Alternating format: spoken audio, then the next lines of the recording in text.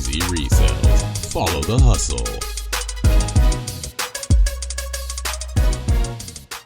Things that happen when you have a bulk book business that you don't expect to happen. Your freaking forklift starter goes out. So right now we are replacing the starter on this. Actually, we're gonna have it refurbished. So because they wanted $320 for the part because they don't make it anymore, plus $120 to put it in, and we're trying to bootstrap this ish. So putting it in myself, currently pulling it out right now, then we'll take it to get refurbished for $100. So all in all, we are gonna save $320 by refurbishing and reinstalling our own forklift starter. So let me show you what we're looking at. So that is the starter, and it's really simple. There's just only a couple bolts. It's one or two I think I need to get under here, but this one I've already got loose. Super easy, just used a monkey wrench. But that's the whole thing, both of those two pieces together. And we got to pull it off so it can get refurbished, and then we're going to get it back in here, and hopefully the forklift will work.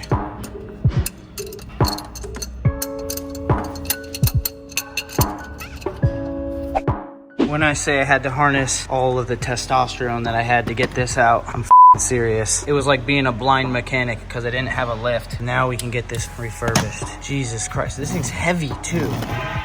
Jesus. Now that we got the starter off the forklift and we called the place that's gonna refurbish it, we're just driving it in to drop it off. Hopefully we can get this done today for $100 or less, and then hopefully I can actually put it on, because I can tell you right now, taking it off was probably easier than putting it on is gonna be. I actually might wanna jack that thing up. I'm not sure how you jack a forklift up. Comment down below if you guys know. I will obviously have figured it out by now, but I still wanna, in case I didn't. But heading there, we'll be there in a second.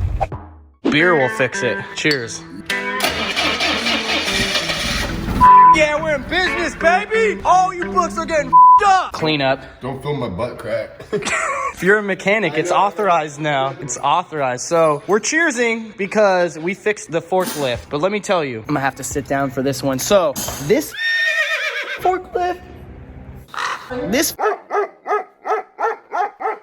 this thing right here, oh my God, gave us so much trouble. So I'm excited that we got it fixed, because we would have had to pay an extra couple $100 and it wouldn't have gotten fixed till tomorrow anyway. So we beat the clock and saved a couple $100. Here's the thing though, man, we just couldn't figure it out. For the longest time, we could not figure this thing out. So we took the starter to get it rebuilt. That only costed $200, but it was $350 to $450 to get this part because it's freaking discontinued because it's old. We get the starter rebuilt, test it at the spot, good. Bring it here, put it in, doesn't work. Take it to AutoZone, test it, works good. Test the battery was dead. Oh, maybe it's the battery. So we left the thing to charge all night with AutoZone, get back in the morning and get it, and it's perfectly fine. So the battery, good, right? Okay, we didn't need to buy a new battery. So we put that in there, we hook everything up, still doesn't work. We can't figure it out. We take the starter back to AutoZone, they test it, it works. Lo and behold, there's this extra wire that they're connecting to the starter at AutoZone to get it to start, and we don't have that wire in our forklift. I promise you we don't have that wire. I looked for a lot for that wire, but I wasn't super confident. I should have took way more pictures while I was doing the repair. So what we did do was we hooked everything up outside of the forklift. It's hard for me to show you. I'll probably show like a diagram on the screen. The starter has 3 lugs on it, 2 large ones and a small one. The one closer to the starter, because the solenoid is remote and it's mounted to the outside of the starter, is the ground, okay? So that doesn't need to be connected because it's grounded to the frame when you bolt it. The other one was obviously the positive, but the little lug, we don't have a cable for that, and I now knew that it needed power. So what we did was we jumped the positive lug on the starter to the small lug on the starter, or on the starter solenoid, I guess. And then when we turned the key, it actually engaged and it sparked like crazy, scared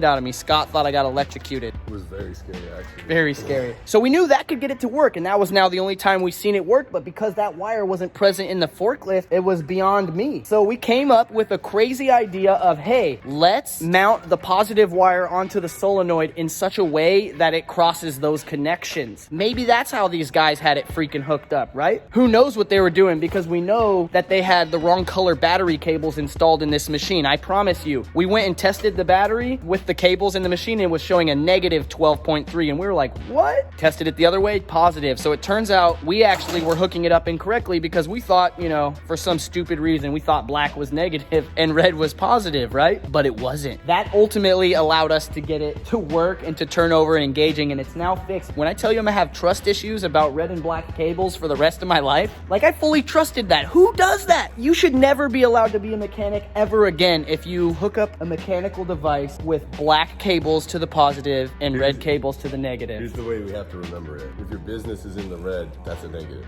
Negative. So let me show you guys. Down there is the starter with the remote solenoid. And you can see, let me try and zoom if you can see it. See how we got the red, the positive cable going to the solenoid, touching the little one down there? That's the whole reason it works, because we're now supplying power to that little lug, which otherwise it won't work. But there's all kinds of there's like fuses missing and stuff we thought might be the issue. And I promise you, look at this. So here's the battery, right? All right, look there, you can see it in there. That's the negative terminal on the battery. And whoa, we got a red wire hooked up to it. There's a positive terminal on the battery with a black wire. I know a lot now about ignition systems, I guess. So there's the relay, and that was clicking the whole time. So we knew that was good. We knew the key was good. We knew the ignition was good, but the starter was not engaging. And now we're ready to do some work. Guys, if you need an espresso machine fixed, you need a forklift fixed, you need consultations on book businesses. What else we offer? We're offering all kinds of services now. Do I have a forklift license? Maybe. Am I certified to repair the entire forklift? Yes. Doesn't yes, that give you an honorary degree? I want an honorary degree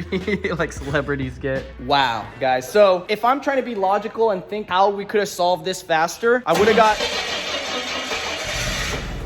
the multimeter out sooner, and we would have realized that the wires were wrong sooner. We would have been able to test the battery without going back and forth to AutoZone a million times. I never would have thought that, you know, hooking it up in that ghetto jury-rigged way was the way to fix it, or the way they had it hooked up before from the people we bought it. But I'm not surprised that the people that painted an old forklift to make it look new and sold it to us would do some crazy jury-rigged like that. They painted everything, bro. The hoses, everything all up in there. I mean, I don't know enough about forklifts to know if the hoses are typically this. If it's okay to just dip it in yellow. Maybe they knew Reezy was coming. So I want to say I feel very friggin' vindicated. I'm super vindicated because before I went back to San Diego, I actually told Reezy that I think the battery was turned the other way when we originally took it out. That's actually the positive and the negative. Like I said that. But who would ever believe that? Yeah. Even second guess yourself.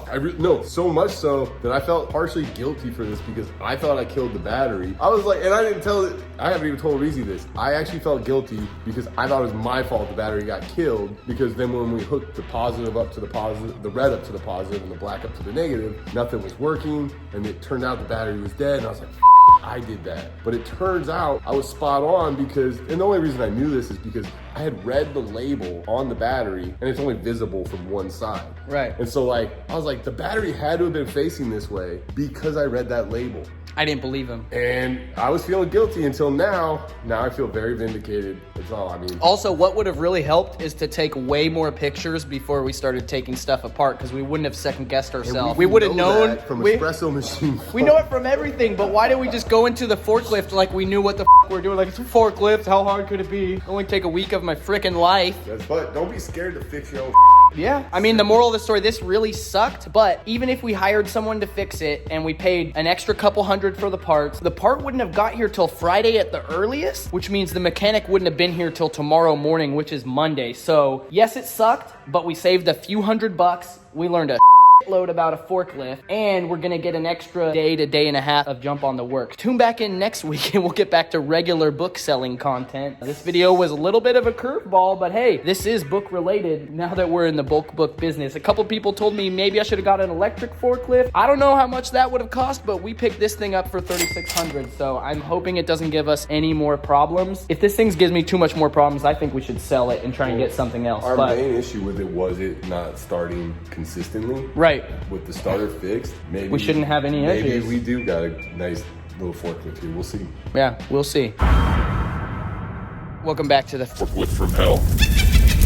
So, update. The forklift worked for about a good week, okay? And please don't laugh at me, but it turns out the main culprit, besides the bad wiring, was a fuse, okay? So we're learning, but it's down again. I knew it was something to do with the ignition because it worked for a full truck.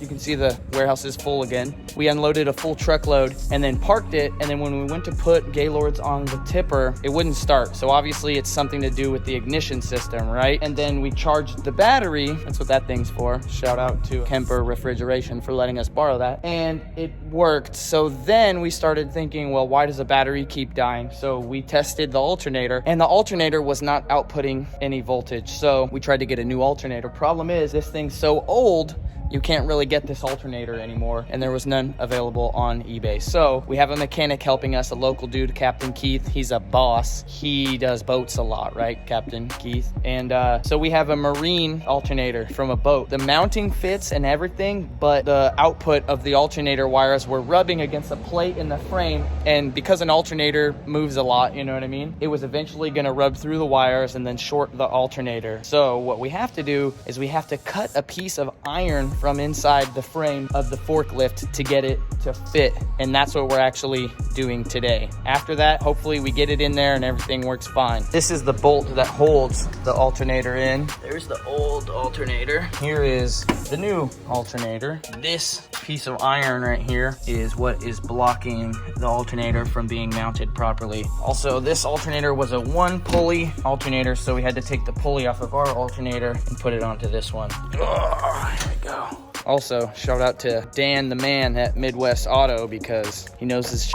So this is our old alternator, and this is where the pulley was. We had to take the double pulley off this one and transfer it to the new alternator. This is our old starter. Now that we know the alternator is the issue, I actually think this starter probably works freaking fine. Except for the fact, of course, that this happened. You know, it's a really metal that they didn't replace when we had it rebuilt, so definitely trashed. At least this part is, but maybe we can get, you know, $50 core fee for this thing. Alternator goes in here. Bolt that mounts the alternator goes through here, holds this up, which I don't really know what that is, but it has a pulley on it. Not too important, I guess, since I'm not the mechanic. There's the new starter, seeming to be working great. Not too much more stuff could go wrong with this thing.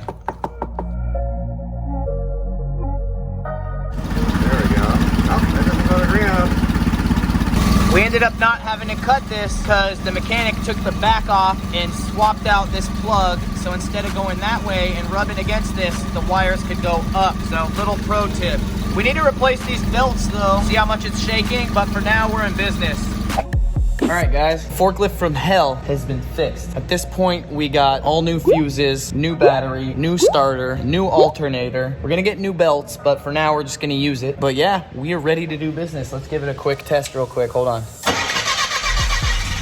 That's what you call a working forklift. Time to make money. If this was helpful at all for you guys, you learned anything, like the video, comment down below what was your favorite part, or if you've had any similar issues, maybe consider subscribing. I don't know. I'll see you guys on the next video. Peace. Get strangled to death as I mangle your flesh. Lights on, Nikon, which angle is best? I put you in the frame and let you hang with the rest. Call it photo finish as we diminish your last breath. And if the Sabbath is the day of the Lord, then my style of rap is like the way of the sword.